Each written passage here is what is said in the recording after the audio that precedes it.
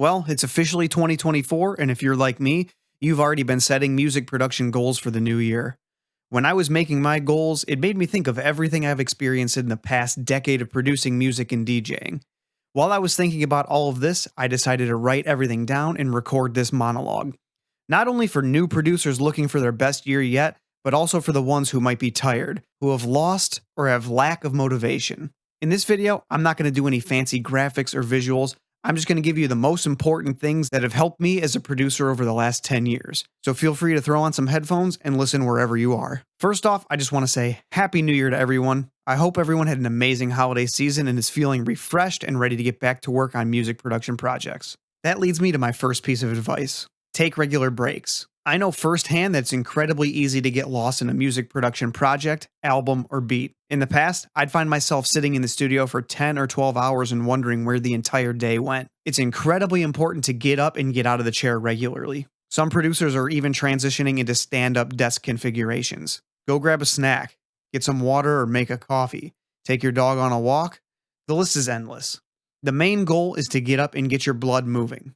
Being stuck at your desk for long periods of time is not only bad for your body, it's bad for your mind. You'll find yourself becoming fatigued, groggy, and lethargic. My common practice is for every 1 to 2 hours of studio time, get up and take a 10 to 15 minute break. I like to get outside and get some sunlight in my eyes as well. You can also do this long term.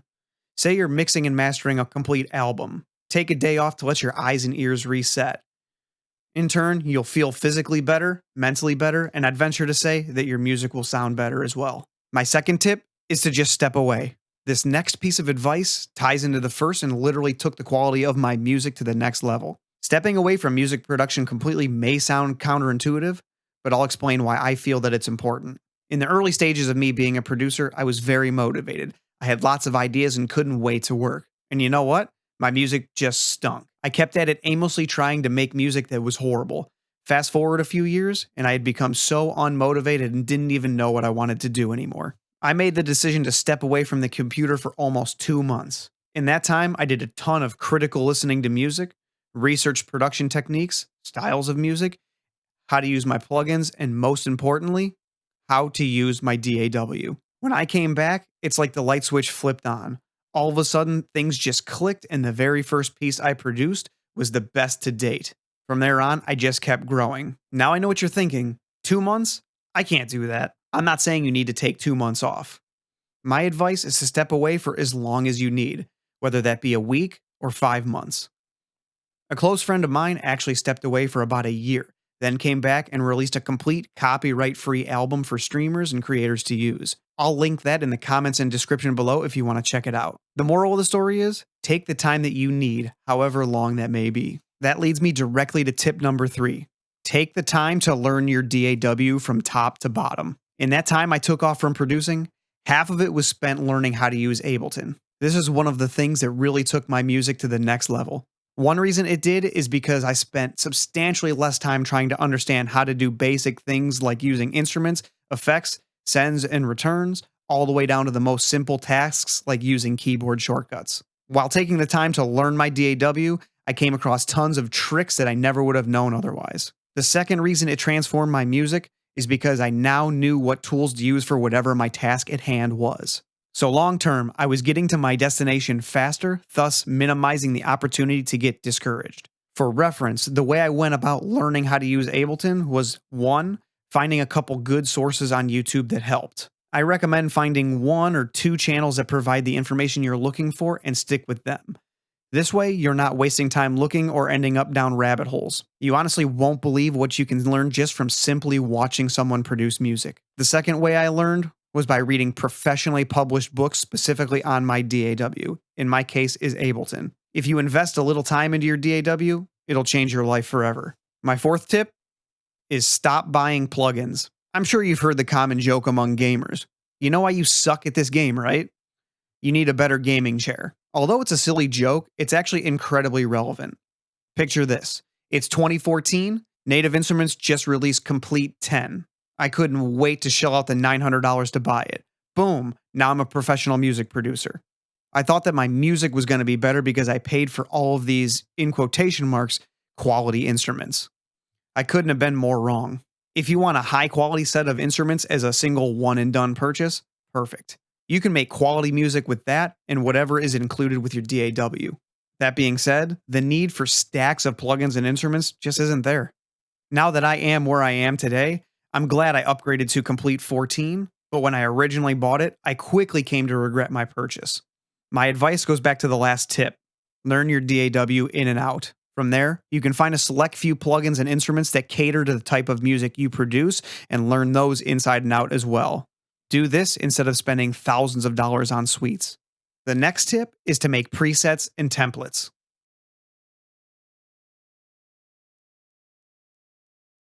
One of the most valuable things you can do as a producer is make instrument presets and project templates. This definitely changed everything for me. Honestly, at the beginning, I didn't even know I could save a project as a template. The benefit to doing so is that it saves you valuable time of digging through libraries, loading instruments, dragging and dropping effects plugins, and anything else you might do in your production process. Once you've set up your template, all of the tracks, sounds, instruments, and effects you need for that specific genre are preloaded and ready to go. You can even save controller mappings. So now all you have to do is load it and start playing. I actually recently made a video specifically about this, so if you want to see how I set up my Ableton project template, I'll link that in the description. And keep in mind, you can have a template for every genre or style that you produce.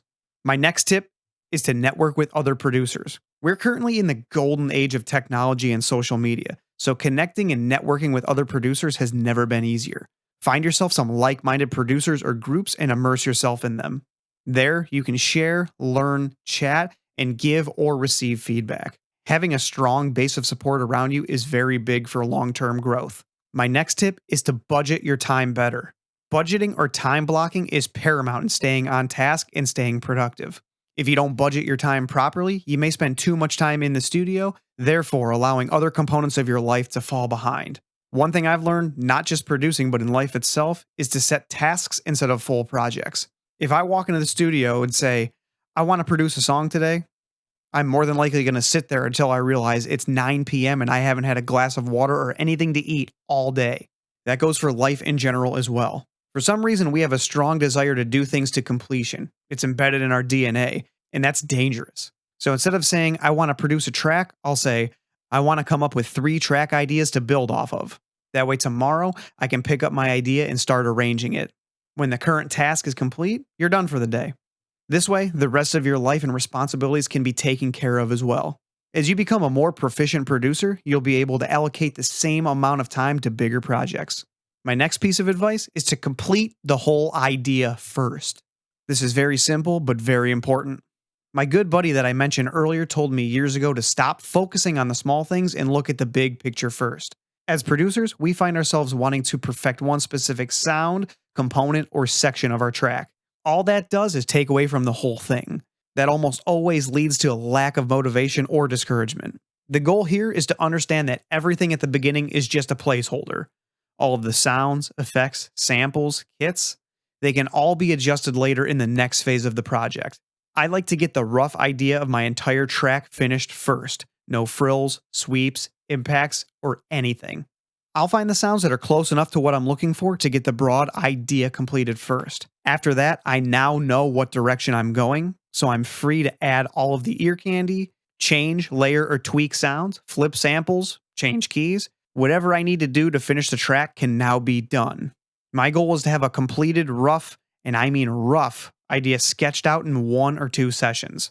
Then the next week or 2 can be spent tweaking and adjusting. I promise you that you'll start finishing more music faster with this mindset. My next tip is to work on multiple projects at once.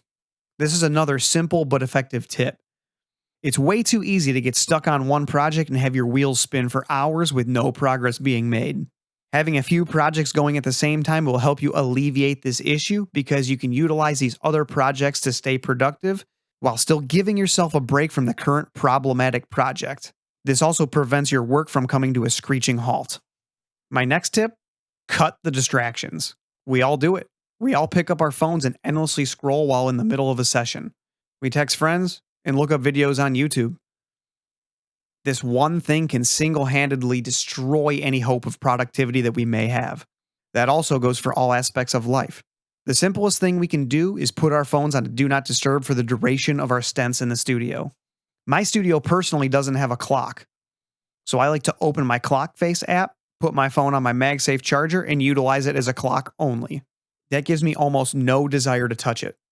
I'm sure there are many other ways that people use to do this as well, but just putting your phone somewhere else works great too.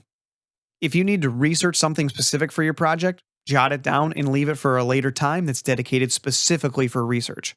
It's incredibly easy to get lost in a rabbit hole of YouTube tutorials that you were never originally looking for to begin with. That's the beauty of the social algorithms. They're designed to keep you stuck in the apps for as long as possible, so do your best to not even give them a chance. Finally, my last tip is that your body and your mind are your temple. Sounds cliche, right? As corny as it is, in my opinion, it's the most important practice of all. Taking care of yourself.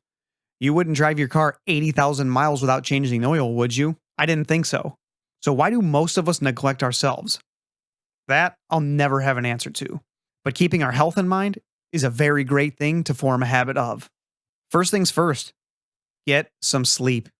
It's scientifically shown that 1 in 3 people are chronically underslept. This is detrimental to your physical health, mental health, and overall well-being. Every system in your entire body relies on a full night's sleep. Now, I know what you're going to say. I run best on 4 hours sleep. I don't think so. While there is a neurological disorder where very few people can actually operate nominally with less than 6 hours of sleep per night, there's a great chance that most of us don't have that. Sleep deficiency is linked to many chronic health problems, including heart disease, kidney disease, high blood pressure, diabetes, stroke, obesity, and depression. Sleep deficiency is also linked to a higher chance of injury in adults, teens, and even children. So please try to add regular sleep to your schedule. I know firsthand how much better I started feeling when I did this. Now let's talk about eating right. No need to be a stickler. Eat what you want in moderation, but try to predominantly stay away from fast food, sugar, copious amounts of caffeine, which will help you sleep better, and overindulgence. If you eat too much too fast, you'll become bloated and groggy. This kills productivity.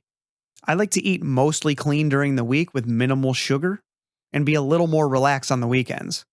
To accompany a better diet, make sure to stay hydrated. It's recommended to have at least 10 ounces of water every hour, which in the grand scheme of things isn't too difficult. Be careful not to overhydrate though, as it can strip your body of vital electrolytes that your heart and neural systems rely on to run properly. Exercise. We all know the benefits of this, so I won't go into great detail, but just get up and get active. Get your blood pumping for 10 to 15 minutes a day. Your body will thank you, and so will your mind. Finally, be positive. Your mind is an ever-adapting computer. So when it's filled with negative thoughts, it actually changes the way your body operates all the way down to the hormones that your brain releases. Chronic stress and negativity are scientifically shown to cause severe cardiac issues if sustained for long periods, meaning years. The best thing to try is to leave all the bad stuff at the door. If you had a bad day at work, don't bring that home with you. Start fresh. It's very difficult at first, but the more you get used to it, the easier it becomes. If you have a spouse or a roommate, sit down and talk. Get that stuff off your chest. You'll feel better. If you live alone, call someone. Journaling also worked really well as a way to get my thoughts out of my head and store it on paper. Meditation or non-sleep deep rest really helps reset your mind as well, so try to implement as much as you can. To those of you who stuck around through this whole video, I just want to say thank you. You've already proven to yourself that you want to improve your productions and the way you feel.